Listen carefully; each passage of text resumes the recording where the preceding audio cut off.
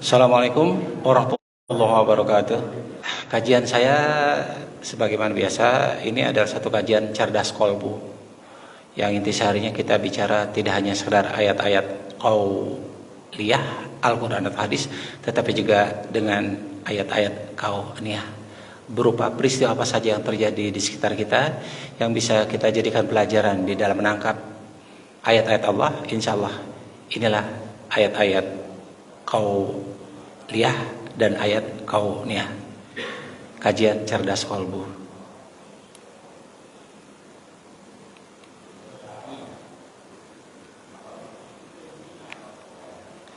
A'udzubillahi minasyaitonirrajim. Bismillahirrahmanirrahim. Di bulan Ramadan ini, ayat ini sering kali kita dengar. Ini sudah pasti. Surat Al-Baqarah ayat 183. Ya ayyuhallazina amanu kutiba alaikumusyamu kama kutiba alal ladzina min qablikum la'allakum tattaqun. Bahwasanya saum ini diwajibkan tidak hanya pada umat akhir zaman, umat Nabi Muhammad, tetapi juga umat-umat terdahulu diwajibkan. Artinya sejak zaman umat Nabi Adam alaihissalam sampai dengan terakhir umat Nabi Musa, kemudian juga umat Nabi Isa alaihissalam. Sedangkan Rasulullah di dalam salah satu hadis yang diriwayatkan Al-Bukhari Muslim menyampaikan, man shoma Ramadan imanan wa ihtisaban ghufira lahu ma taqaddama min dzambi. Siapa yang saum di bulan Ramadan karena iman, ihtisaban itu diterjemahkan sebagai mengharapkan pahala, maka akan diampuni dosa-dosanya yang telah lampau. Karena itu dikatakan dalam hadis lain, dikatakan bahwasanya kalau kita melaksanakan saum sebagaimana dicontohkan oleh Rasulullah, mengikuti aturan-aturan Al-Quran dan hadis Rasulullah, maka 1 Syawal nanti insya Allah kita seperti bayi yang baru lahir kembali, diampuni segala dosa-dosa dan kesalahan kita. Tetapi Rasulullah juga mengatakan bahwasanya dalam hadis yang diriwayatkan Tabrani, banyak orang yang saum di bulan Ramadan, tapi mereka tidak mendapatkan apa-apa kecuali lapar dan haus saja. Nah, siapa orang-orang yang saum merasa sudah melaksanakan saum benar menurut pemikirannya, tetapi ternyata di hadapan Allah Subhanahu wa taala orang tadi tidak mendapat apa-apa kecuali lapar dan haus. Bahkan bukan tidak mungkin orang tadi makin bertambah dosa-dosanya. Saumnya tidak mampu mengantarnya masuk ke dalam surga Allah, tetapi justru mengantarnya masuk ke dalam jurang-jurang neraka Allah Subhanahu wa taala. Karena itu ihtisaban ini sebetulnya kalau dalam bahasa lugawiyahnya adalah satu perbuatan yang dilakukan dengan penuh kecerdasan, dengan penuh pertimbangan, dengan penuh kecerdikan. Tidak semata-mata mengharap pahala. Karena kalau sekedar mengharap pahala, semua amalan-amalan tidak hanya saum. Semua amalan-amalan yang kita lakukan kita mengharap pahala. Tetapi ihtisaban di sini yang dimaksud ini adalah satu pekerjaan, satu amalan yang kita kerjakan dengan penuh kecerdasan, dengan penuh pertimbangan, dengan penuh kecerdikan. Karena itu jangan sampai ada orang yang merasa bahwasanya sudah melaksanakan saum di bulan Ramadan, betul, sahur pada waktu subuh, pada waktunya, dan selama siang hari tadi tidak melakukan apa-apa, ya, tidak makan, tidak minum, bahkan menjaga mulutnya, menjaga lisannya, menjaga perbuatannya. Baru nanti berbuka pada waktu maghrib. Dan mungkin juga mengerjakan salat tarawih, kemudian mengerjakan tahajud pada waktu bulan Ramadan, tetapi tidak mendapatkan apa-apa. Tidak mendapatkan pahala. Mengapa? Mari kita lihat.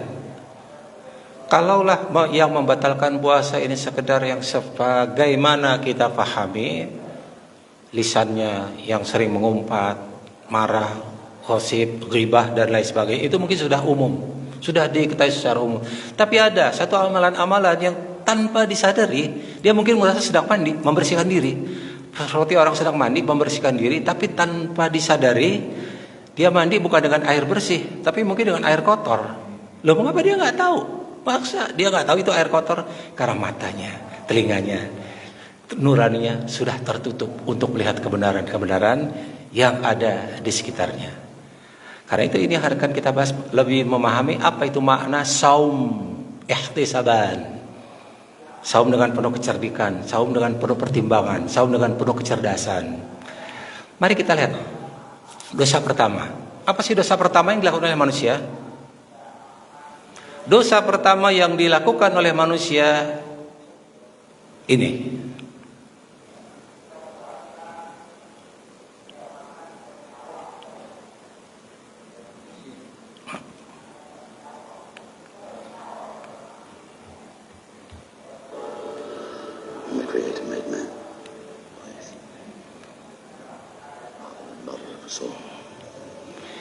Ini dalam versi ajaran agama Samawi, entah itu dalam Taurat maupun dalam Injil yang diturunkan pada Nabi Isa alaihissalam. Ini dosa pertama.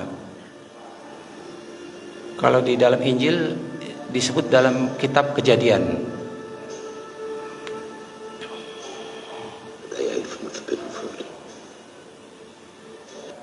Ini dosa pertama yang dilakukan oleh manusia yang bernama Adam, bukan sebagai nabi ya, bukan sebagai nabi, sebagai manusia pertama, Adam, bukan nabi.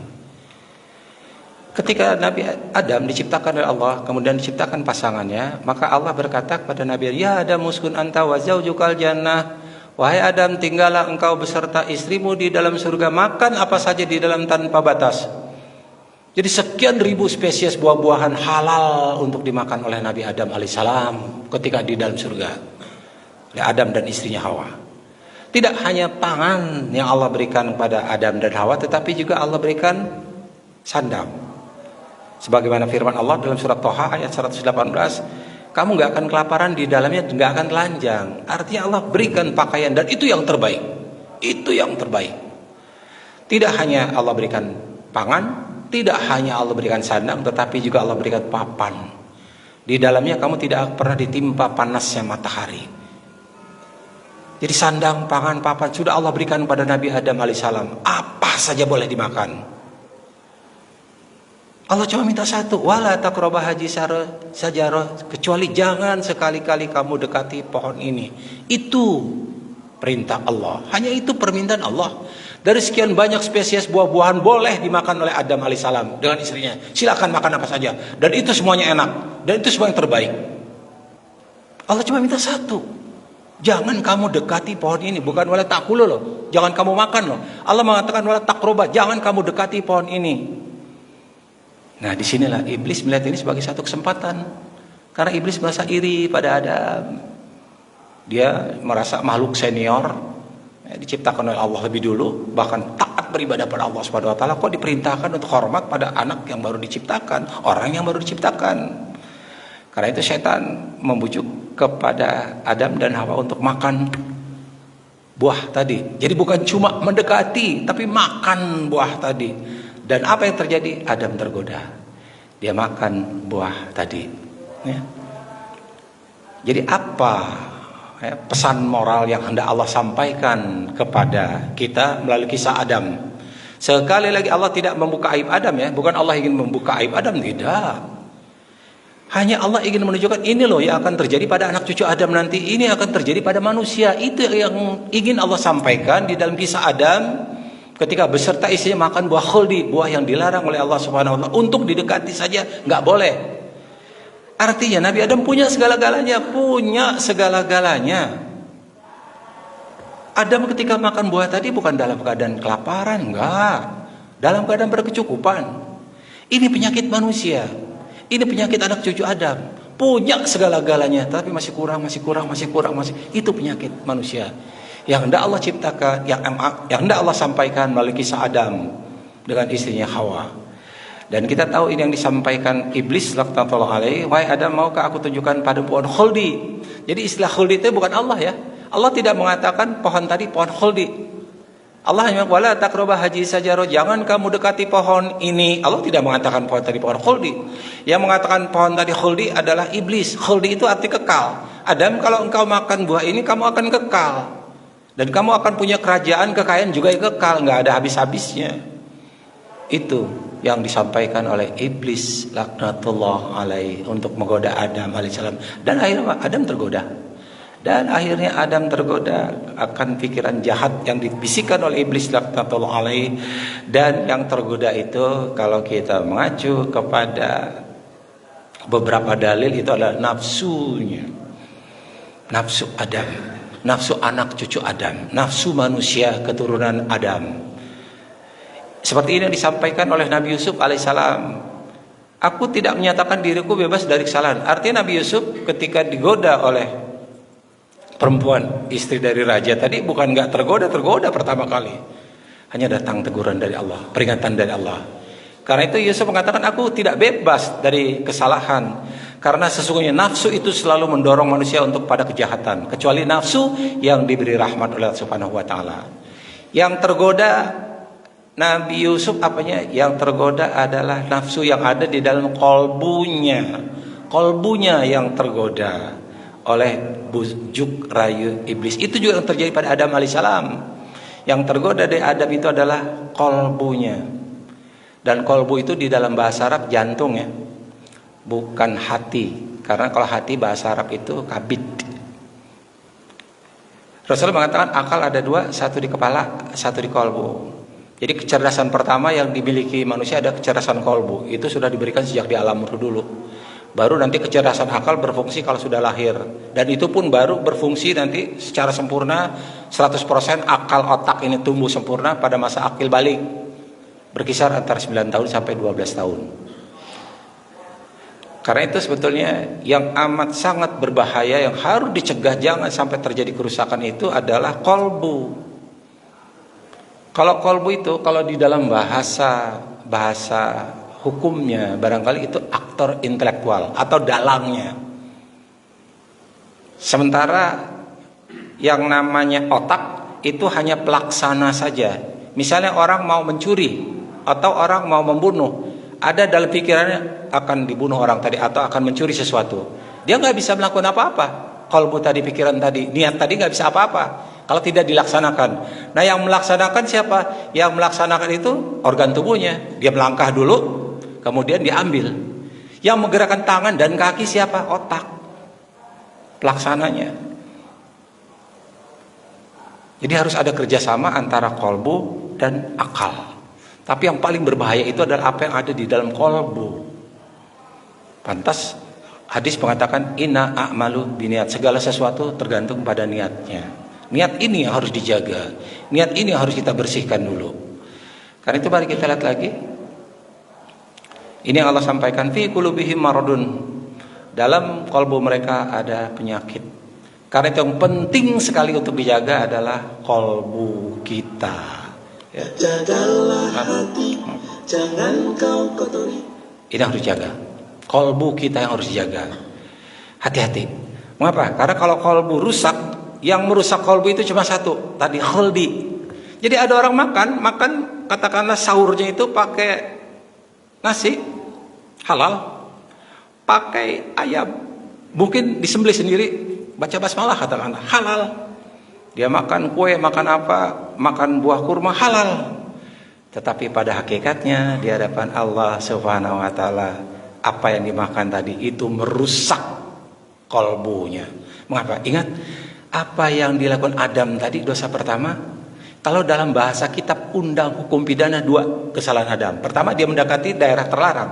Kan Allah mengatakan wala taqrabu haji sajarah, jangan kamu dekati pohon ini. Nabi Adam bukan cuma mendekati, diambil pohonnya, diambil buahnya. Dalam bahasa kitab undang hukum pidana apa yang dilakukan Adam? Mencuri. Ya dong, mencuri dong. Masuk ke daerah terlarang kemudian ambil buah dari pohon yang dilarang untuk didekati, diambil. Dalam bahasa kitab undang hukum pidana itu mencuri. Apakah Nabi Adam mencuri dalam keadaan miskin? Enggak. Artinya apa? Buah tadi halal. Tidak ada satu buah-buahan di dalam hukum fikih itu yang haram, enggak ada. Karena kalau kita mengacu pada surat Al-Maidah atau surat di dalam Al-Quran, surat An-Nisa, itu yang namanya haram itu hanya dari jenis binatang. Babi, bangkai, darah, dan binatang yang disembelih dengan menyebut nama selain Allah. Itu yang haram itu dari jenis binatang. Tidak ada buah-buahan dalam hukum fikih yang haram, nggak ada, halal. Jadi buah khuldi tadi halal, bahkan enak. Tapi mengapa Allah marah? Karena cara mendapatkannya, caranya ini.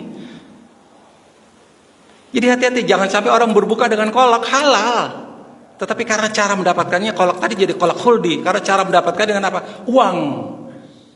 untuk membelinya hasil korupsi, uang untuk membeli hasil nilep, uang untuk membeli buah-buahan atau apa saja untuk berbuka tadi dengan cara nodong, nilep, malak. Itu yang dimaksud. Hati-hati. Bahwasanya itu ayam jadi ayam khuldi, kolaknya jadi kolak khuldi, nasinya jadi nasi khuldi. Hati-hati, itu yang berbahaya, itu yang merusak kolbu. Pantas ada orang saum, capek dia saum, tapi ternyata tidak mendapatkan apa-apa kecuali lapar dan haus. Dan ini yang disampaikan oleh Rasulullah dalam hadis yang diriwayatkan, hadis qudsi yang diriwayatkan Tabrani, demi zat yang jiwa Muhammad berada dalam genggamannya, sesungguhnya seorang hamba yang memasukkan satu suap makanan haram ke dalam perutnya, maka amalnya sama sekali tidak diterima selama 40 hari. Bayangkan satu suap saja untuk sahur, ya, satu suap untuk sahur, tapi cara mendapatkannya dengan cara korupsi, dengan cara nilep, dengan cara nodong, dengan cara malak, itu satu suap saja 40 hari ibadah tertolak. Padahal saum kita cuma 1 bulan, itu satu suap. Bayangkan kalau masuk puluhan suap, ratusan suap, ribuan suap, kapan dong ibadah diterima oleh Allah Subhanahu wa taala kalau begitu? Jadi jangankan saumnya, ibadah-ibadah lain tidak diterima oleh Allah Subhanahu wa taala. Dan siapa saja yang dagingnya tumbuh dari sesuatu yang haram, maka nerakalah yang pantas untuknya.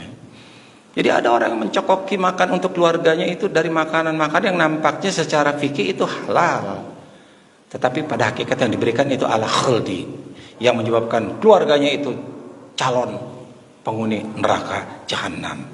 Karena itu puasa yang kita lakukan adalah puasa buah khuldi, itu yang dimaksud. Jadi jangan sampai ya es krimnya es krim khuldi, karena cara atau untuk membelinya ini didapat dengan cara tidak diridhoi Allah Subhanahu wa taala, dengan cara melanggar hukum Allah, entah itu mencuri, entah itu korupsi, entah itu nodok, entah itu malak, entah itu nilep dan lain sebagainya. Begitu juga tehnya, teh yang diminum, teh manis itu atau teh khuldi, ayam yang dimakan ayam khuldi. Jadi itu yang dimaksud, tidak sekedar menjaga makanan dan minuman saja dari mulai subuh sampai dengan maghrib, tetapi yang jauh lebih penting lagi adalah menjaga jangan sampai cara mendapatkan apa yang kita makan ketika kita saum di bulan Ramadan itu caranya ada dengan cara yang halal, dengan cara yang diridhoi Allah Subhanahu wa taala, dengan cara keringat kita sendiri, hasil usaha kita sendiri. Pantas Utsman bin Affan mengatakan bahwasanya makanan dan minuman itu ada induk dari segala dosa. Tadi saya contohkan orang mungkin merasa pada waktu bulan Ramadan sama seperti mandi membersihkan diri tanpa dia sadar sebetulnya dia mandi dengan air comberan. Kenapa dia tidak tahu? Mari kita lihat dalilnya. Mengapa makanan ini induk dari segala dosa? Kalau ini dilanggar, maka dosa-dosa besar akan dilakukan dengan sendirinya. Karena itu pesan moral dari apa yang Allah sampaikan melalui kisah Adam dan Hawa ketika makan buah khuldi ini. Ya, tadi saya katakan Adam makan buah khuldi tadi, atau istilah hukumnya mencuri bukan karena dia lapar, enggak. Ini penyakit manusia. Dalam hadis yang diriwayatkan oleh Bukhari, seandainya manusia diberi 2 lembah berisi harta, tentu ia masih menginginkan lembah yang ketiga. Enggak pernah puas. Yang bisa membuat manusia puas tadi adalah tanah. Artinya apa? Ketika sudah mati, terkubur oleh tanah, baru terhenti nafsunya, terhenti keinginan-keinginan untuk menguasai dunia ini dengan segala cara. Itu yang dimaksud oleh Allah Subhanahu wa taala. Karena itu pesan Allah kepada kita dalam hadis qudsi ini yang Allah sampaikan, wahai anak cucu Adam, sebenarnya engkau telah cukup bahagia memiliki apa yang perlu bagimu. Karena pada hakikatnya setiap manusia sudah dijamin rezekinya sejak dari dalam perut sampai nanti meninggal dunia, sudah dijamin rezeki, nggak mungkin kurang, tidak mungkin kurang. Itu janji Allah. Sama kita sebagai orang tua, anak kita lahir bukan atas keinginan mereka. Anak-anak kita lahir atas keinginan kita, doa kita, harapan kita ketika kita dulu baru nikah. Apa jadinya kalau Allah kabulkan doa kita, diberikan kita anak keturunan, maka seluruh kebutuhan anak kita pasti akan kita penuhi. Sebagai orang tua, kita rela kepala jadi kaki, kaki jadi kepala, siang jadi malam, malam jadi siang, hanya untuk memenuhi kebutuhan anak-anak kita. Itu tanggung jawab kita sebagai orang tua. Bahkan sebagai orang tua kita rela menahan malu, pinjam uang sama orang lain, pinjam uang sama tetangga, hanya agar anaknya bisa melanjutkan pendidikan ke jenjang pendidikan yang lebih tinggi. Itu tanggung jawab kita sebagai orang tua. Begitu juga dengan Allah. Kita ada di dunia bukan atas keinginan kita. Kita ada di dunia atas qadarullah, atas ketetapan Allah, dan sebagai wujud tanggung jawab Allah menghadirkan manusia di muka bumi, seluruh makhluk ciptaannya dijamin rezekinya Allah Subhanahu wa taala. Sejak dari dalam perut sampai dengan meninggal dunia, itu janji Allah. Enggak akan berkurang. Artinya apa? Kalau orang tahu cara Allah memberikan rezeki, maka perbuatan nilai, perbuatan nodong, perbuatan markup, perbuatan korupsi itu perbuatan paling bodoh. Mengapa perbuatan paling bodoh? Karena apa yang diambil, yang ditilep, yang dikorup bukan uang siapa-siapa. Bukan uang yayasan, bukan uang pemerintah, bukan uang masjid, bukan uang orang lain. Uangnya sendiri, bagiannya sendiri, rezekinya sendiri yang mungkin Allah akan berikan nanti ke depan. Mungkin Allah akan berikan 10 tahun lagi, mungkin Allah akan berikan 20 tahun ke depan, dan itu harusnya halal. Tetapi karena tidak sabar, dia ambil. Padahal itu rezeki sendiri, bukan rezeki orang, enggak. Karena orang tidak akan pernah berkurang rezekinya. Katakanlah dia nipu orang, ditipu orang tadi sekian miliar, katakanlah. Kalau memang rezeki orang tadi yang diambil, yang ditipu, Allah akan ganti pada waktunya. Karena rezeki tidak mungkin kurang. Itu janji Allah. Jadi kalau sadar, perbuatan mencuri, perbuatan nodong, perbuatan nilai, perbuatan korupsi, bodoh loh. Jangan dipikir tuh nyuri uang orang lain, ngambil hak orang lain. Enggak, uangnya sendiri, bagian sendiri.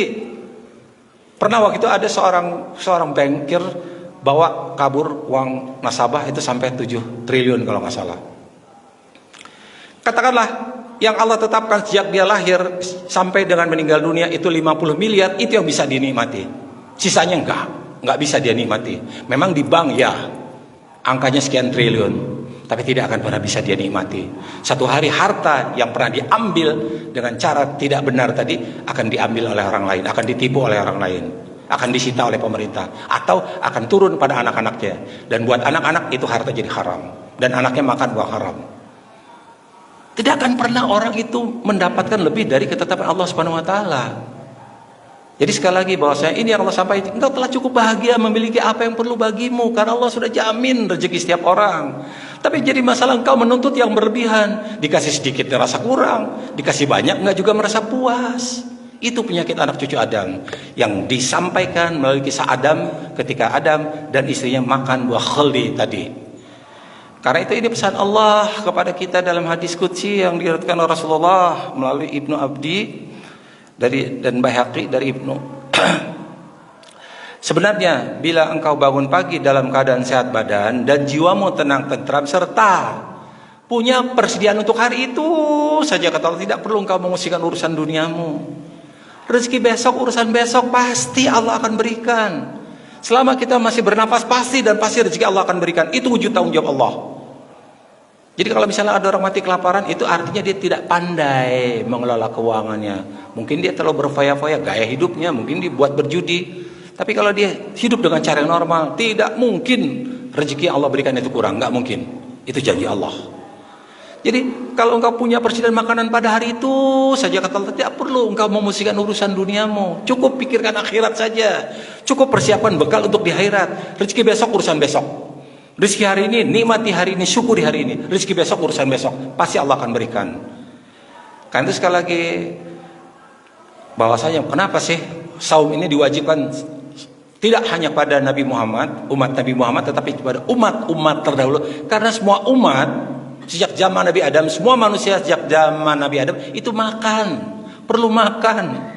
Jangan sampai cara mendapatkannya tidak diridhoi Allah Subhanahu wa taala. Salah satu dalil misalnya yang disampaikan Allah kepada Nabi Isa alaihissalam dalam Injil. Yesus mengajarkan kepada muridnya mengenai 3 kewajiban agama yang saling berkaitan, yaitu memberi sedekah, yang kedua berdoa. Sebenarnya praying ini sebenarnya sholat ya kalau bahasa Islamnya, bahasa kitanya. Sedekah, praying, sholat, dan saum, dan puasa. Karena itu sekali lagi ini makna daripada ihtisaban itu adalah bagaimana kita saum, jangan sampai makanan-makanan yang kita makan itu ala buah khuldi. Cara mendapatkannya, makanan tadi memang makanan halal, tetapi kalau cara mendapatkan tidak diridhoi Allah Subhanahu wa taala, maka percuma, tertolak amalan-amalan kita, terhapus semua amalan-amalan yang kita harapkan. Karena itu makna daripada ihtisaban itu tadi, bahwasanya bagaimana kita saum dengan penuh pertimbangan, dengan penuh kecerdasan. Harus kita jaga kolbu. Mengapa kolbu yang harus kita jaga? Sekali lagi kolbu ini yang disampaikan Rasulullah. Ala inna fil jasadi mudghah, dalam tubuh manusia ada segumpal daging. Fa ija saluhat, saluhal jasadu kulluhu. Kalau segumpal daging tadi baik, maka baiklah seluruh tubuh. Faija fasadal jasadu kulluhu. Kalau segumpal daging tadi rusak, maka rusaklah seluruh tubuh. Ala wahiyal qalbun. Dan itu adalah qalb. Sekali qalb itu jantung ya. Karena itu dikatakan kalau jantung rusak maka rusak seluruh tubuh. Jadi qalbun sebetulnya kalau kita lihat di dalam bahasa Arab itu punya dua pemahaman. Satu, kalau dalam Al-Quran qalbun ini bisa berarti secara fisik ya jantung. Jadi kalau jantung kita rusak seluruh tubuh. Artinya apa? Komplikasi. Bisa kita kena liver, bisa kita stroke dan seterusnya dan seterusnya. Tetapi qalbun juga di dalam bahasa Al-Quran itu bisa berarti metafisik. Contohnya nurani. Jadi kalau nurani kita rusak, akhlak kita rusak. Karena qalbun itu adalah, akhlak itu ada di dalam qalbun. Nafsu kita yang ada adalah nafsu amarah. Karena itu yang harus kita jaga ini adalah qalbun. Yang harus kita jaga qalbun dan dijaga dari makanan yang masuk. Itu intisarinya. Mari kita jabarkan dalam bahasa medis sekarang.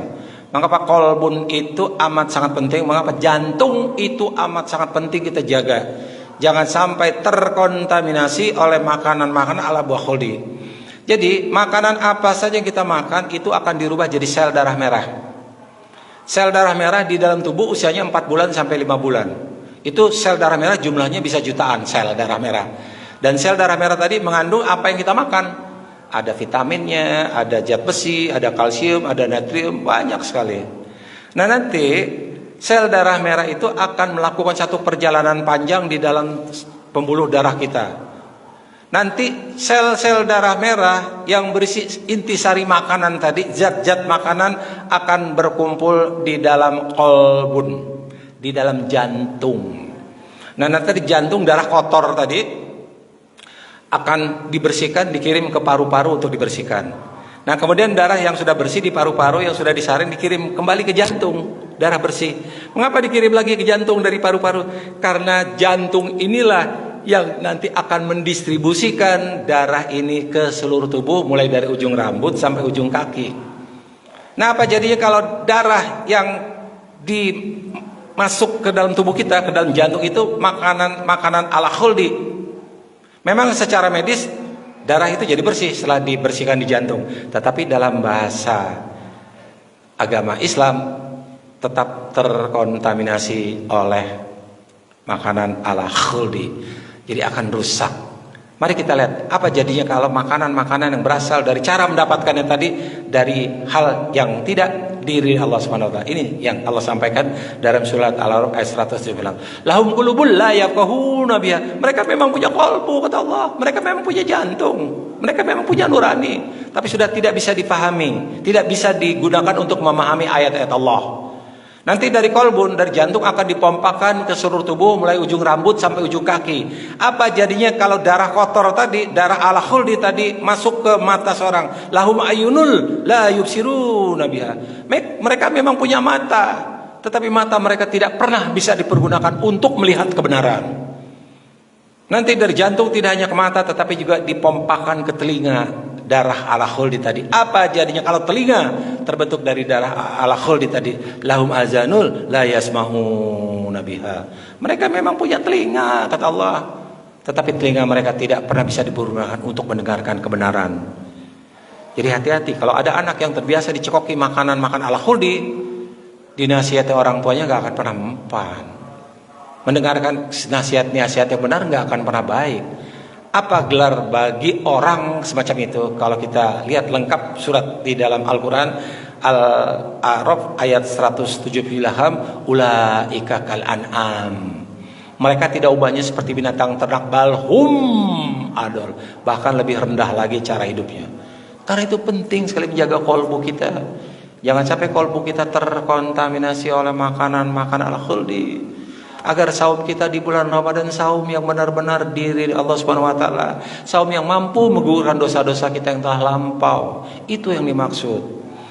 Jadi tidak hanya sekedar makanan-makanan yang secara kontennya halal, tetapi cara mendapatkannya tidak diri Allah Subhanahu wa taala. Jadi yang dimaksudkan dengan ihtisaban, yaitu suatu saum di mana kita lakukan di bulan Ramadan tidak hanya karena iman pada Allah Subhanahu wa taala, tetapi Kita jaga benar-benar makanan tadi adalah makanan-makanan yang diridhai Allah cara mendapatkannya. Karena ini tadi ya rusak kalau kita masukkan makanan-makanan yang tidak diridhai Allah SWT. Satu suap saja 40 hari ibadah tertolak. Pantas Rasul mengatakan banyak orang yang saum tapi tidak mendapat apa-apa kecuali lapar dan haus saja. Tidak hanya lapar dan haus tapi juga udah bukan calon-calon penghuni neraka jahanam. Karena itu sekali lagi ini yang dimaksud ihtisaban. Ihtisaban adalah kita saum, tidak hanya saum menjaga dari makanan-makanan yang secara fikihnya halal, tetapi juga cara mendapatkan, ada cara yang diridhai Allah Subhanahu wa taala dari hasil keringat kita sendiri, dari jerih payah kita sendiri.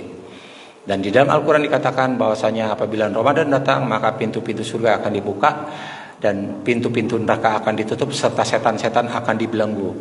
Sebetulnya yang membelenggu setan itu bukan Allah. Yang membelenggu setan itu adalah kita sendiri. Setan itu senantiasa di dalam diri manusia. Ketika kita makan yang diridhai Allah SWT tidak bisa berdaya.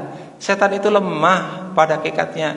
Dia akan terperangkap di dalam tubuh kita tapi tidak mampu membuat kalbu kita ini lupa pada Allah. Karena pada hakikatnya kalbu kita bersih. Tetapi sekali kalbu kita rusak, itu yang Allah katakan. Lahum qulubun la yafqahuna biha. Mereka punya kalbu tapi kalbu mereka tidak pernah bisa dipergunakan untuk memahami ayat-ayat Allah. Jadi sekali lagi kalau kita ingin saum kita diterima oleh Allah Subhanahu wa taala, kita mengharap pahala di bulan Ramadan, diampuni dosa-dosa kita yang telah lama jaga.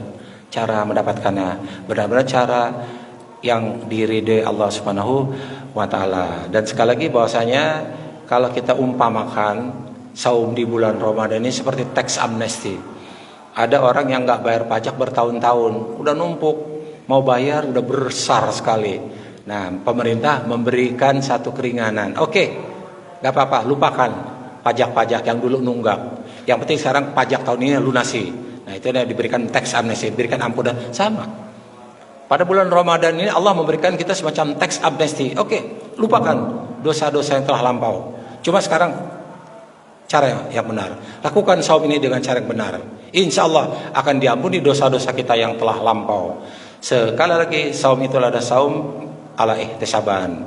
Jangan saum hanya sekedar konten saja, tetapi cara mendapatkannya tidak diridhai Allah Subhanahu wa taala. Dan yang jelas bahwasanya selama bulan Ramadan ini yang paling ditunggu oleh umat muslim itu adalah Lailatul Qadar. 10 hari terakhir di bulan Ramadan, 10 hari terakhir. Bahkan dicontohkan oleh Rasulullah 10 hari terakhir itu Rasulullah itikaf di masjid. Fokus untuk terutama sholat malam, qiyamul lail, ditegakkan, baca Quran pada waktu itikaf di masjid pada malam hari. Cuma ingat bahwasanya kita masuk ke dalam surga bukan semata-mata karena saum kita, bukan semata-mata karena sholat kita. Tetapi kita masuk ke dalam surga itu karena apa? Karena rahmat Allah. Itu yang jauh lebih penting. Jadi kalau kita 10 hari terakhir kita fokus saja untuk hablum minallah. Jujur kalau bicara hablum minallah, Allah gak perlu manusia. Ada malaikat kok. Malaikat itu hablum minallah luar biasa. Tidak ada dosa sedikit pun juga. Manusia jarang atau sulit menemukan manusia kecuali para nabi. Itu pun karena dijaga Allah. Sulit menemukan manusia itu yang hablum minallahnya luar biasa hebat, sulit. Karena itu diminta dari manusia bukan sekedar hablum minallah tetapi hablum minannas. Wa ahsin kama ahsan ilaik. Berbuat baiklah kamu kepada orang lain sebagaimana halnya Allah telah berbuat baik padamu. Ini ayat ini untuk berbuat baik pada orang lain ulang di dalam Al-Quran tidak kurang dari 165 kali, menunjukkan betapa pentingnya hablum minannas tadi. Tidak hanya fokus pada hablum minallah, tapi hablum minannas juga kita kerjakan, itu yang Allah suka. Karena itu Rasulullah mengatakan, wahai manusia, yang pertama tebarkan salam, kedua beri makan, ketiga tak jalin tali silaturahim, keempat sholatlah saat orang-orang sedang tidur, niscaya kalian akan masuk surga dengan selamat. Jadi kalau kita 4 amalan tadi, 3 amalan pertama itu amalan-amalan sosial, amalan-amalan hablum minannas, tebarkan salam jelas pada sesama manusia, beri makan pada sesama manusia, silaturahim sesama manusia. Baru yang keempat, sholat saat orang-orang sedang tidur, itu baru hablum minallah. Kalau kita ambil prosentasenya, artinya 75% yang mengantar kita masuk ke dalam surga tidak semata-mata karena hablum minallah, tetapi karena hablum minan nas. Itu harus kita perbanyak. Silakan kita itikaf di masjid 10 hari terakhir, tapi pada waktu siang harinya jangan lupa lakukan yang namanya interhuman relationship. Apa? Yaitu infak, sedekah, beri makanan. Bagi apa ya saya bisa dengan tenaga kita, dengan harta kita. Tidak perlu banyak, semampu kita, sehilas kita. Itu yang harus kita jaga. Baru pada malam hari kita fokus untuk hablum minallah lagi. Tapi pada waktu siang hablum minallah, ada orang tetangga sedang kesulitan, kita bantu dengan tenaga kita. Nggak masalah kok. Tidak semata-mata 24 jam kita hanya di dalam masjid saja. Lakukan juga hablum minan nas. Itu yang Allah suka. Itu yang memancing rahmat dari Allah Subhanahu wa taala. Jadi jangan hanya fokus untuk 10 hari terakhir hanya di dalam masjid terus. Nah, sekali-kali kita keluar. Tunjukkan keprihatinan kita, tunjukkan sikap sosial kita, tunjukkan interhuman relationship kita, hablum minan nas kita pada orang-orang yang di sekitar kita. Karena apa? Ini yang mampu menambah rezeki orang. Tidak akan berkurang rezeki seorang ketika diinfakkan. Justru akan bertambah, bertambah, dan bertambah. Rezeki itu tidak mungkin kurang. Rezeki tidak mungkin kurang. Bertambah, ya bisa. Dari mana cara bertambah? Itu dengan cara infak sedekah. Akan bertambah harta seseorang ketika dia memberikan satu infak sedekah. Dan ini Allah akan balas apa? Allah akan balas di dunia dan juga di akhirat bagi orang-orang beriman. Jadi mungkin Allah tidak balas di dunia karena Allah tahu orang tadi tidak butuh. Allah akan balas kapan? Allah akan balas nanti dalam kehidupan akhirat nanti. Karena itu sekali lagi kerjakan tidak hanya hablum minallah, tetapi juga perbanyak hablum minanas pada bulan Ramadan. Mengapa? Inilah saat Allah sedang promosi. Yang namanya sholat-sholat atau ibadah-ibadah sunnah, pahalanya jadi pahala wajib. Yang wajib dilipat gandakan jadi berkali-kali lipat. Karena itu saatnya inilah bagi kita untuk melakukan satu amalan-amalan ketika Allah sedang melakukan promosi. Ya. Dan sekali lagi saum buah kholi itu tidak hanya pada bulan Ramadan. Bulan Ramadan ini cumalah semacam training center saja, melatih agar kolbu kita. Karena iman itu dikatakan Rasulullah kadang-kadang bisa lapuk. Nah, bagaimana cara agar iman kita kembali baik? Itu tadi jaga kolbu. Ingat sekali lagi bahwasanya kolbu inilah yang merupakan sumber kekuatan, sumber amalan-amalan baik dari setiap manusia. Kolbunya baik, insya Allah amalan-amalan jadi baik.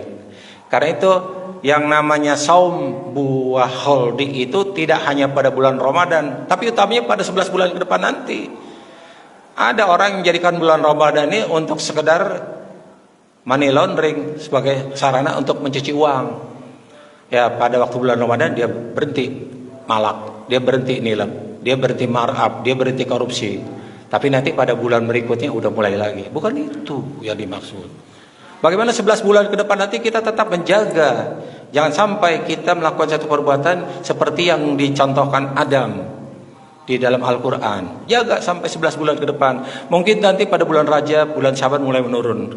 Kita mulai goyah. Nah, bulan Ramadan kembali di recharge kembali agar iman kita senantiasa kuat menghadapi godaan-godaan ala buah khuldi yang pernah Allah sampaikan di dalam Al-Quran tentang kisah Adam dan Hawa ketika mereka tergoda oleh bujuk rayu iblis untuk makan buah yang dilarang oleh Allah Subhanahu wa taala untuk didekati saja tidak boleh apalagi dimakan.